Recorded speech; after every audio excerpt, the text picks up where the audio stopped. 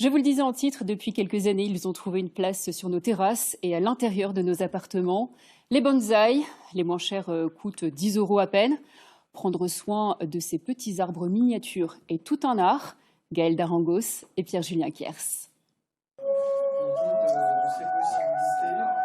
Une pratique séculaire. Nouer un fil de fer pour guider la pousse. Et contenir les racines dans un pot. C'est l'art du bonsaï.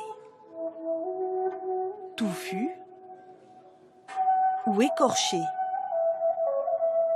À Vincennes, ces amateurs sont à la recherche de l'arbre parfait. Ici, on a un panel d'arbres aboutis assez exceptionnel. Et c'est aussi apprendre par ce qu'on voit, par l'expérience des autres. J'ai un petit penchant pour celui-ci qui représente bien les arbres qu'on peut trouver dans la nature en fait. Il a un très gros caractère au niveau des bois morts, etc. La présentation de ces arbres respecte la tradition. C'est le Kasari. Comme sur cette estampe du XIIIe siècle. Chine et Japon se disputent toujours la paternité du bonsaï.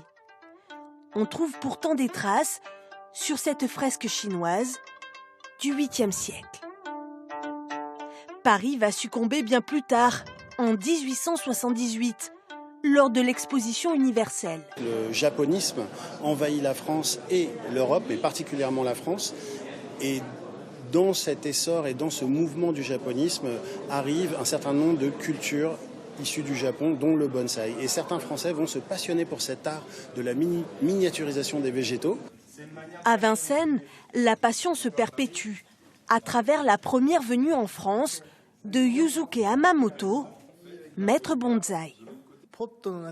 C'est pas juste une plante. Ce qui est important, c'est le rapport entre les branches et les racines. Le tout ensemble, cela peut devenir une œuvre d'art. Ces bonsaïs multiséculaires coûtent plusieurs milliers d'euros.